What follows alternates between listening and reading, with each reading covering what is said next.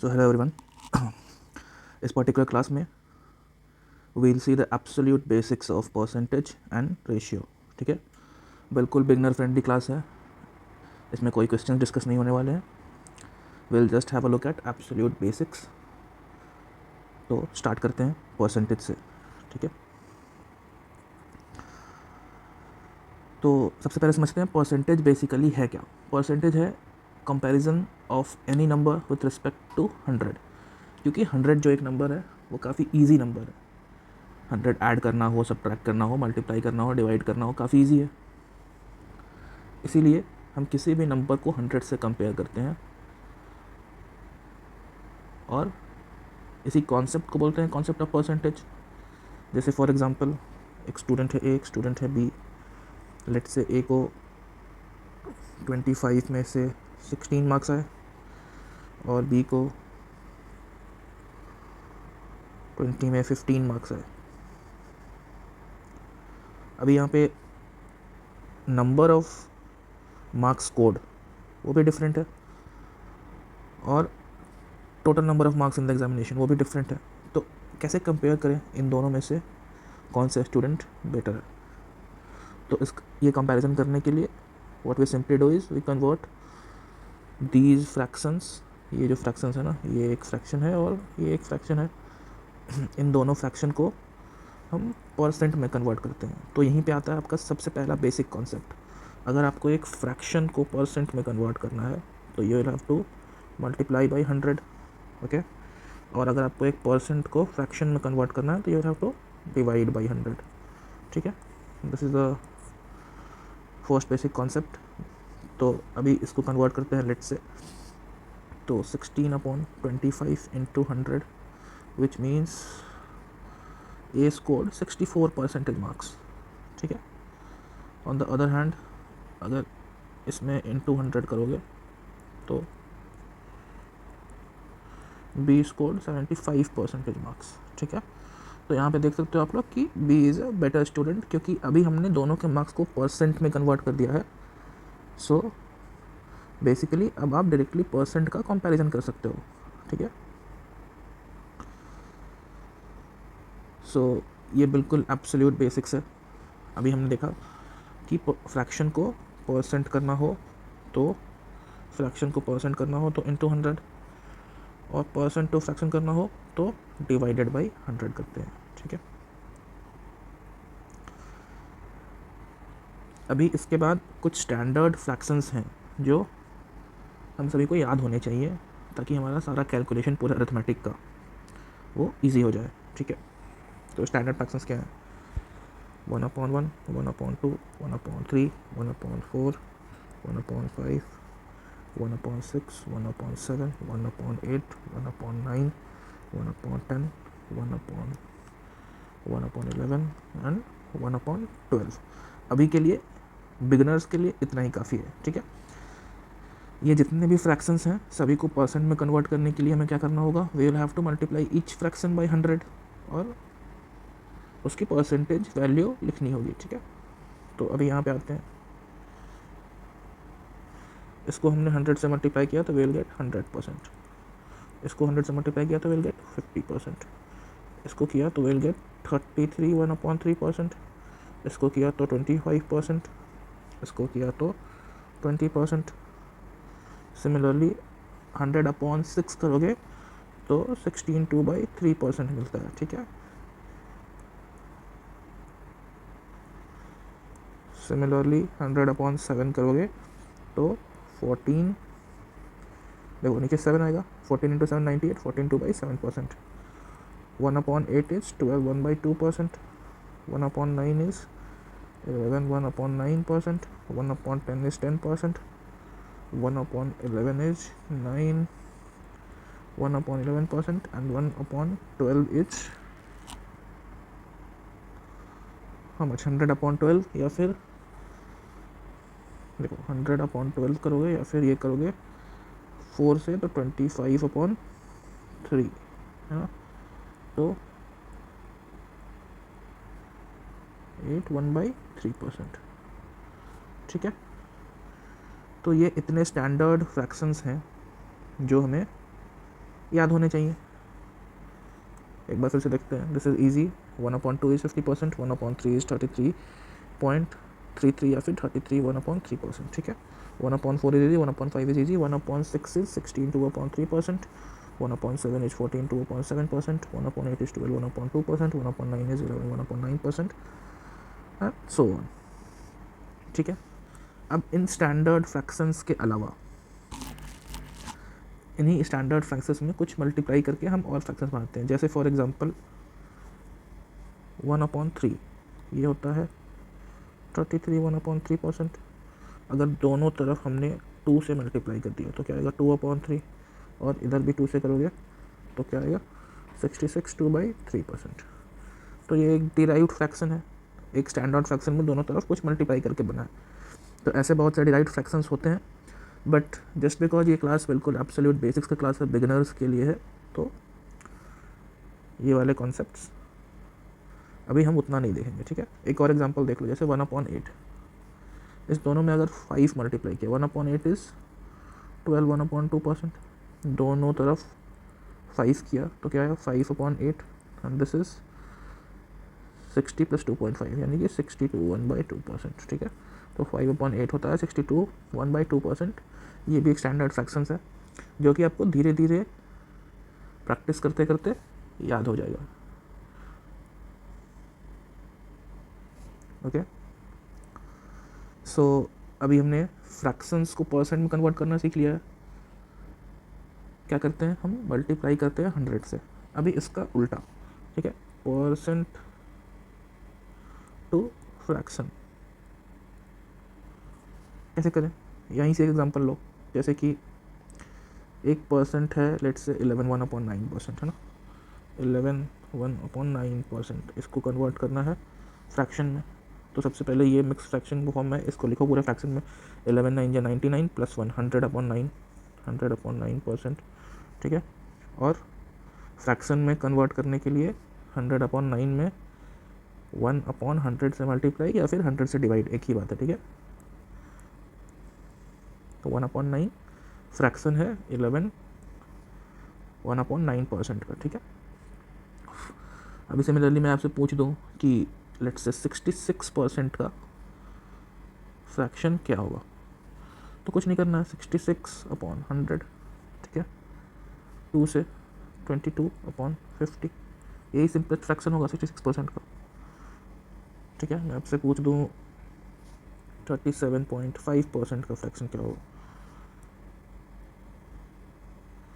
37.5% का फ्रैक्शन क्या होगा, तो यू हैव टू राइट ऐसे 37.5/100, यही तो करना है, ठीक है।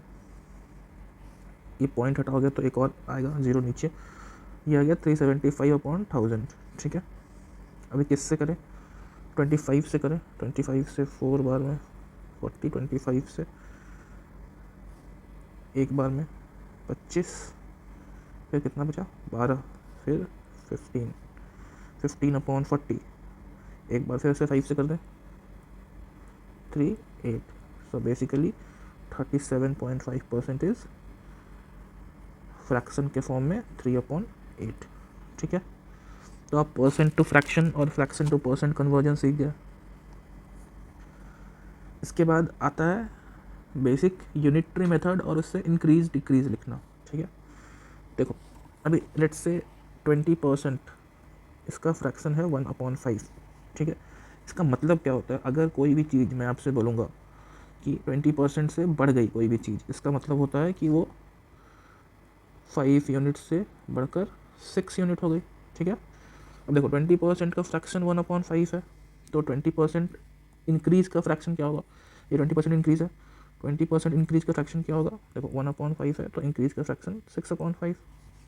अगर मैं डिक्रीज़ पूछ लेता तो ये 5 - 1 4, 4/5। सिमिलरली एक और फ्रैक्शन ले लो 1/3 है, इसका इंक्रीज़ हुआ तो 3 1 4/3, डिक्रीज़ हुआ तो 3 - 1 2/3। ये हमने इंक्रीज़ लिखा है, ये हमने डिक्रीज़ लिखा है। सिमिलरली 1/7, अगर मैं इंक्रीज़ लिखना चाहता हूँ तो 7 + 1 8, यानी कि 8/7। और डिक्रीज लिखना चाहता हूँ तो 7 - 1 6, यानी कि 6/7, ठीक है। तो हम ये बेसिक इंक्रीज और डिक्रीज फ्रैक्शन लिखना सीख गए। इसका मतलब ये होता है कि लेट्स से मैंने आपको एक नंबर दिया 400, ठीक है। आपसे बोला कि इस नंबर को आप 20% से इंक्रीज़ कर दो। तो एक बेसिक मेथड ये होता है कि आप पहले 400 का 20% निकालोगे, 20% ऑफ 400 निकालोगे, तो ये क्या आएगा, 20/100 इंटू 400, 80। फिर इस 80 को ऐड करोगे यहाँ पर, तो बताओगे 480। यही तो किया आपने, इस पूरे को इंक्रीज़ किया 20% से। बट इसका एक बेटर अप्रोच ये है कि जिसको इंक्रीज़ करना है, लेट्स से 400 को इंक्रीज़ करना है कितने से, 20% से, तो 20% का इंक्रीज फ्रैक्शन मल्टीप्लाई कर दो। 20% का फ्रैक्शन कितना होता है, 1/5। तो इंक्रीज फ्रैक्शन 6/5, डिक्रीज फ्रैक्शन 4/5। तो इसमें इंक्रीज करना है तो इसमें इंक्रीज फ्रैक्शन मल्टीप्लाई कर दो, 80 × 6 480, ठीक है। सेम आ रहा है, देखो ये आपने इंक्रीज फ्रैक्शन मल्टीप्लाई कर दिया, ठीक है। अभी सिमिलरली लेट से एक नंबर है 720, मैं आपको बोलता हूँ कि इसको आपको 10% से डिक्रीज़ करना है, ठीक है।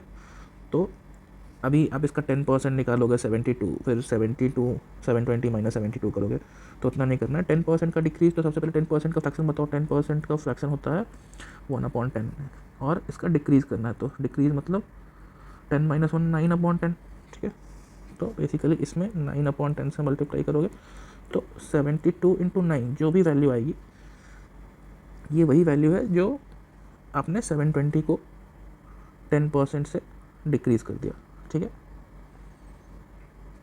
ये देख लो आएगी भी कितनी, 18 कैरी 1 और 63 और 1 64 648 आएगी, ठीक है।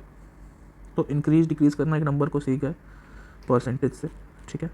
अब नेक्स्ट कॉन्सेप्ट आता है कॉन्सेप्ट ऑफ सक्सेसिव परसेंट, ठीक है। सक्सेसिव इंक्रीज या डिक्रीज, सक्सेसिव इंक्रीज डिक्रीज होता क्या है, लेट से एक नंबर है 100, ठीक है। मैंने बोला कि आप इसे 10% से बढ़ा दो, तो आपने इसे बढ़ाकर 1110 बना दिया, 110, ठीक है।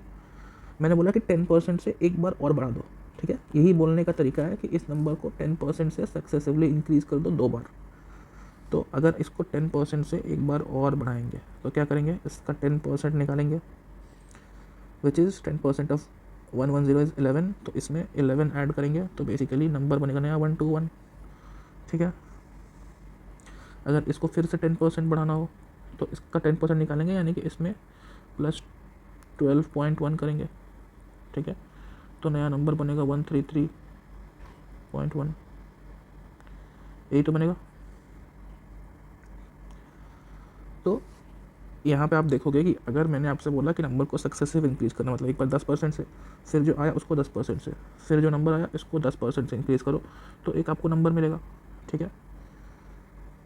तो ये पूरा जो प्रोसेस है जो अभी तक हमने मैनुअली किया, ये प्रोसेस करने का एक बेटर तरीका है जिसको बोलते हैं सक्सेसिव परसेंट, और दैट इज़ नथिंग बट अभी जो हमने इंक्रीज फ्रैक्शन सीखा ना उसी का एप्लीकेशन है। तो लेट्स से एक नंबर है 100, I have to increase this number by 10%, ठीक है। तो सबसे पहले 10% का फ्रैक्शन 1/10, उसका इंक्रीज फ्रैक्शन 11/10, एक बार मैंने 11/10 से मल्टीप्लाई किया।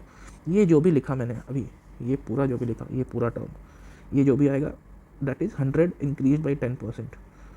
अभी मुझे इस नए नंबर को फिर से इंक्रीज़ करना है 10% से, तो I will again multiply it by 11/10।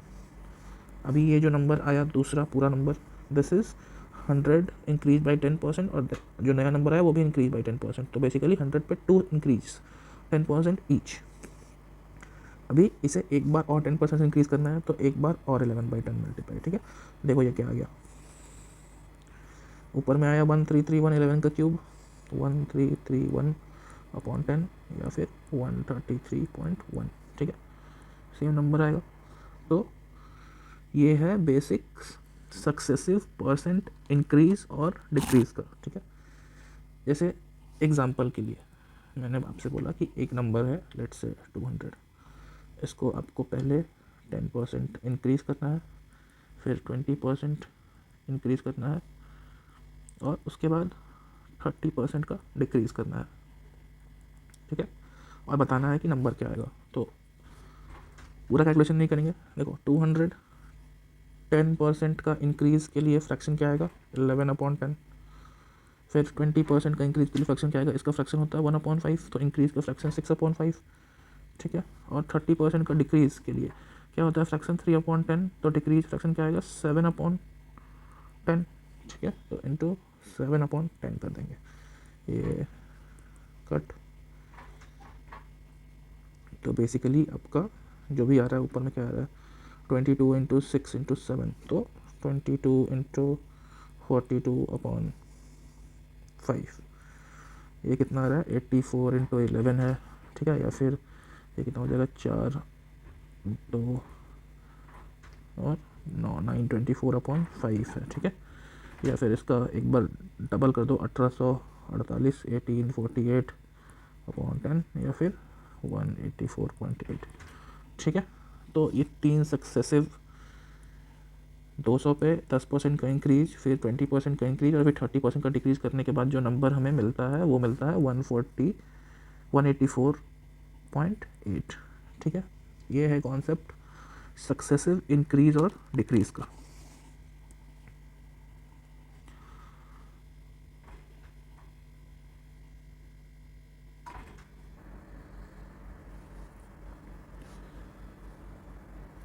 Successive increase और डिक्रीज देख चुके हैं हम लोग।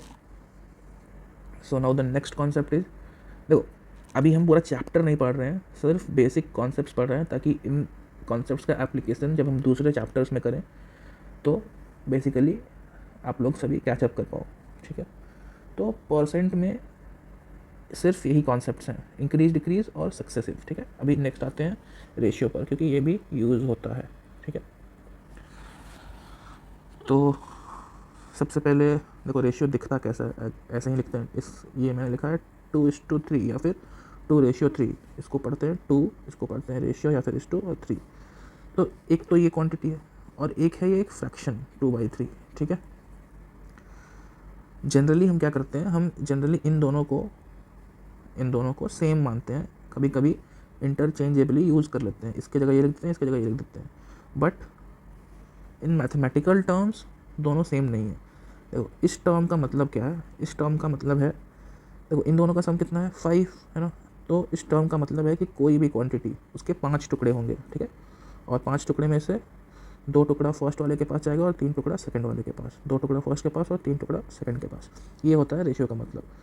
तो इसका एग्जांपल देखो, लेट से एक 100 रुपीज़ है, ठीक है, और इसको डिवाइड करना है 2:3 के रेशियो में, तो इसके कितने टुकड़े होंगे 3 + 2 5 टुकड़े होंगे, ठीक है, और इसके पास 2 जाएगा और इसके पास 3 जाएगा, तो बेसिकली 100/5 होगा, ये कितना होता है 20, 1 यूनिट या फिर एक टुकड़ा जो भी बोलो उसकी वैल्यू 20 है, ठीक है। तो फर्स्ट के पास कितना है 2 यूनिट्स, तो 20 × 2 फर्स्ट के पास, और सेकंड के पास 20 × 3, ठीक है। तो बेसिकली फर्स्ट के पास 40 रुपीज़ जाएगा और सेकंड के पास 60 रुपीज़ जाएगा, ठीक है।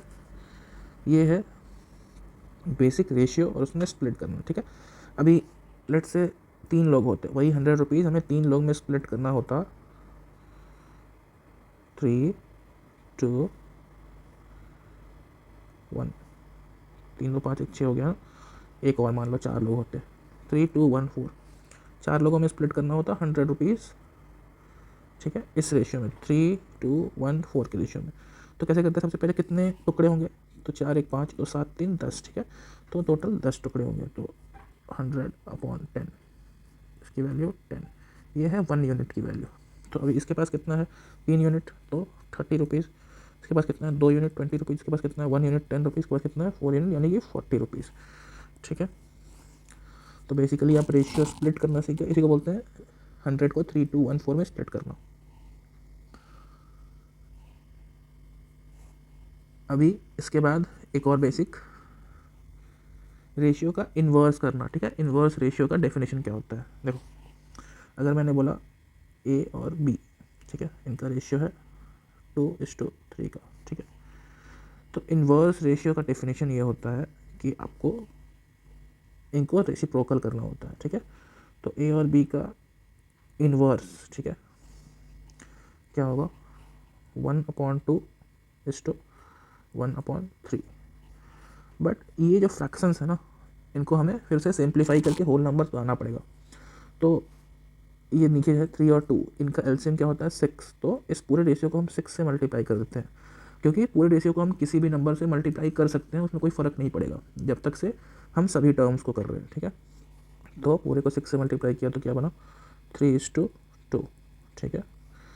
तो आप लोगों ने ध्यान दिया होगा, देखो अगर दो टर्म्स दिया है, दो टर्म्स यानी कि 2 और 3 दो टर्म्स हैं, और मैं आपसे बोलूँ इनका इन्वर्स करने, तो रेसिप्रोकल लोगे, फिर एलसीएम से मल्टीप्लाई करोगे, तो इवेंचुअली जो आएगा वो नंबर स्वैप हो जाएंगे, मतलब 3 वाला इधर 2 वाला इधर, देखो 3:2, 2:3 का इन्वर्स 3:2 आ रहा है, ठीक है। तो अभी सिमिलरली 4:7 का इन्वर्स 7:4, ठीक है। 3:8 का इन्वर्स 8:3। तो दो वाले में करना इजी है, ठीक है। ट्रिकी होता है 3 वाला। कैसे, देखो 1:2:3 इसका इन्वर्स करना है, तो इसका इन्वर्स का एक्चुअली डेफिनेशन क्या होगा 1/1:1/2:1/3। फिर इसको मल्टीप्लाई करेंगे तीनों के एलसीएम से, 3 2 1, इनका एलसीएम कितना होता है 6, 6 से मल्टीप्लाई करेंगे तो क्या आएगा 6:3:2। तो 1:2:3 का इन्वर्स एक्चुअली 6:3:2 होगा, ठीक है। तो ये आपने रेशियो का डेफिनेशन सीख लिया, रेशियो का स्प्लिटिंग सीख लिया, रेशियो का इन्वर्स सीख लिया, ठीक है। अभी एक छोटा सा नेक्स्ट बात हमें देखना होगा, रेशियो मर्ज कैसे करते हैं। अभी मर्ज करने का मतलब क्या है, देखो अगर मैं आपको दे दूँ, मैंने आपसे बोला A:B 2:3, ठीक है, और नेक्स्ट लाइन में बोल दिया B:C, ये है 3:4, ठीक है। ये दो डिफरेंट रेशियोज हैं, ये वाला फर्स्ट रेशियो, ये वाला सेकंड रेशियो, ये दो डिफरेंट रेशियोज हैं। इनमें देखो A:B 2:3, इसका मतलब क्या हुआ, A के लिए 2 आ रहा है और B के लिए 3 आ रहा है, ठीक है। और यहाँ पर B के लिए क्या आ रहा है 3, और यहाँ पर C के लिए क्या आ रहा है 4, ठीक है। तो इन दोनों में जो कॉमन है B, उनके लिए जो आ रहा है वो कॉमन है 3, ठीक है। तो ये सिंपलेस्ट फॉर्म है। अगर मैं आपसे बोलूँ यहाँ से आप मुझे A:B:C बताओ, ठीक है। तो A कितना है 2, 3 B कितना है 3, दोनों जगह ही 3 है, ठीक है। और C कितना है 4, ठीक है। अभी ये क्वेश्चन थोड़ा कॉम्प्लिकेट हुआ अगर A:B 2:3 रहा और B:C लेट से 5:2 बन गया। देखो अब इस पर्टिकुलर केस में यहाँ पर B के लिए क्या आ रहा है 3, और उसी B के लिए यहाँ पे क्या आ रहा है 5, ठीक है।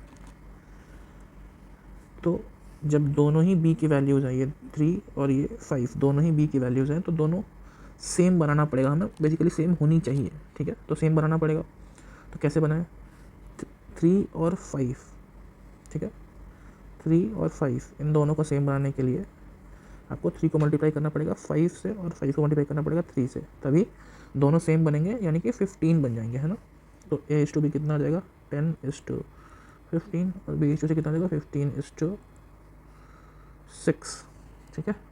तो अभी जो दोनों में कॉमन है 15, वो हमने सेम बना दिया। तो अब यहाँ से हम अगर A:B:C लिखना चाहें तो 10 15 6 डन। एक और एग्जांपल देख लो, A:B 2:1 B:C 7:9। तो यहाँ पर B के लिए क्या है 1, यहाँ पर B के लिए क्या है 7, ठीक है। तो दोनों को इक्वल बनाना पड़ेगा, कैसे बनाएं, इसको 7 से मल्टीप्लाई करें, इसको 1 से मल्टीप्लाई करें ना। तो यहाँ पे क्या आएगा 14:7, यहाँ पे आएगा 7:9। तो A:B:C 14:7:9, ठीक है। तो देखो ये है तरीका रेशियो मर्ज करने का। अभी जैसे जैसे ये क्वेश्चन बड़ा होता जाएगा, अगर मैं आपसे A:B दे दूँ, फिर B:C दे दूँ, फिर C:D दे दूँ, ठीक है। इसकी वैल्यू 3:2, इसकी वैल्यू 5:8, इसकी वैल्यू 1:2, ठीक है। अभी ये देके मैं आपसे A:B:C:D पूछ लो। तो प्रोसेस थोड़ा लंबा हो गया। अभी यहाँ पे B कॉमन है तो एक बार B को सेम बनाना पड़ेगा। फिर इन दोनों में देखो, इन दोनों में B कॉमन है तो एक बार B को सेम बनाना पड़ेगा, ठीक है। फिर इन दोनों में C कॉमन है तो एक बार C को सेम बनाना पड़ेगा। तो बेसिकली सेम बनाने वाला काम 2 बार करना पड़ेगा, तब जाकर हमें A:B:C:D मिलेगा, ठीक है। तो इस पूरे टीडियस प्रोसेस से बचने के लिए एक तरीका होता है। बेसिकली आप इसको ऐसे लिखते हो A:B:C:D, ठीक है। A:B कितना है 3:2, तो 3:2 यहाँ लिखा। B:C कितना है 5:8, तो B के नीचे 5 8 और C:D कितना है 1:2, C के नीचे 1 D के नीचे 2, ठीक है। ऐसे लिखा। अभी ये जो स्पेसेज है ना वो ब्लैंक है, ये स्पेसेस ब्लैंक है, खाली हैं, इनको फिल करते हैं अपने नेबर्स से। तो यहाँ पे क्या है नेबर 2, तो यहाँ पे 2 हो जाएगा। यहाँ पे नेबर क्या है 5, तो यहाँ 5 हो जाएगा। यहाँ पे क्या है 8, तो यहाँ 8, यहाँ पे क्या है 1, तो यहाँ 1 और 1 हो जाएगा। अभी मल्टीप्लाई कर दो, 5 तो 15 और 1 15, यहाँ पे क्या होगा 5 to 10 और 1 10, यहाँ पे क्या होगा 8 to 16 और यहाँ पे क्या होगा 8 × 4 32, ठीक है। ये सिंपलेस्ट फॉर्म में है। हाँ, तो ये आ गया आपका नया रेशियो ABCD का। तो रेशियो कंबाइन करने का बेसिक मेथड सीख लिया। और ये है जब आपको बड़े रेशियो को कंबाइन करना हो तो ऐसे लिखते हैं। फिर गैप्स जो होगा ना, जो ब्लैंक स्पेस होगा उसको भरते हैं नेबर्स से, ठीक है। जैसे ये ब्लैंक स्पेस था, इसको 8 ने भरा, ये दोनों ब्लैंक स्पेस था, इसको 1 ने भरा, ठीक है। उसके बाद इनका मल्टीप्लिकेशन यहाँ पर, इनका मल्टीप्लिकेशन यहाँ पर, इनका मल्टीप्लिकेशन यहाँ पर और इनका मल्टीप्लिकेशन यहाँ पर लिख दोगे तो ये जो आएगा वो होगा ये होगा A:B:C:D का रेशियो, ओके।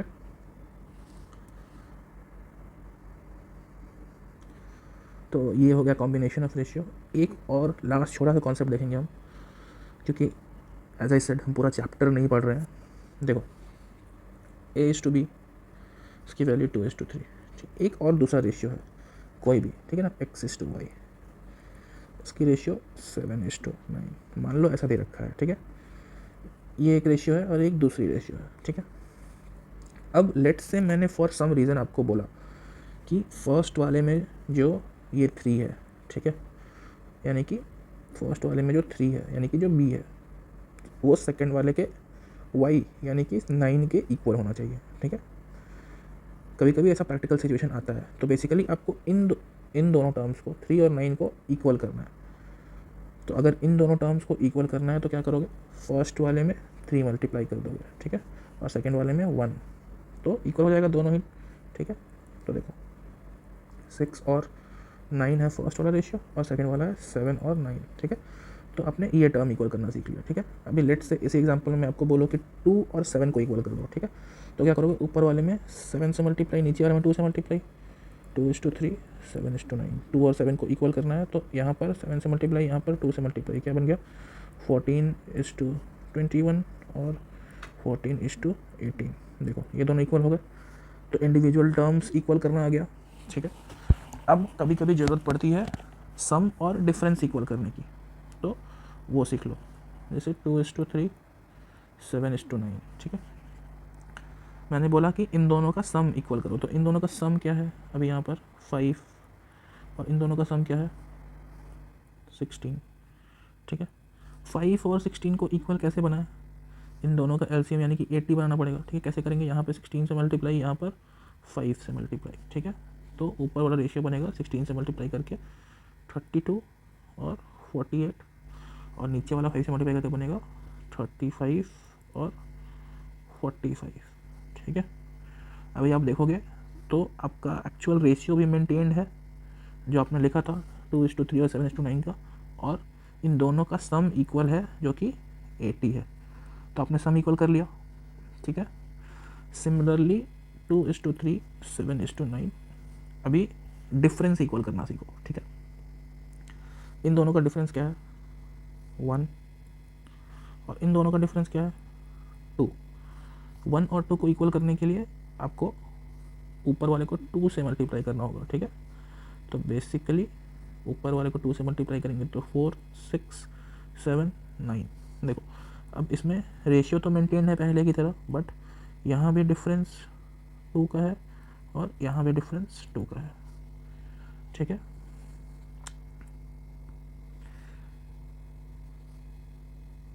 एक और एग्जांपल देख लो, 3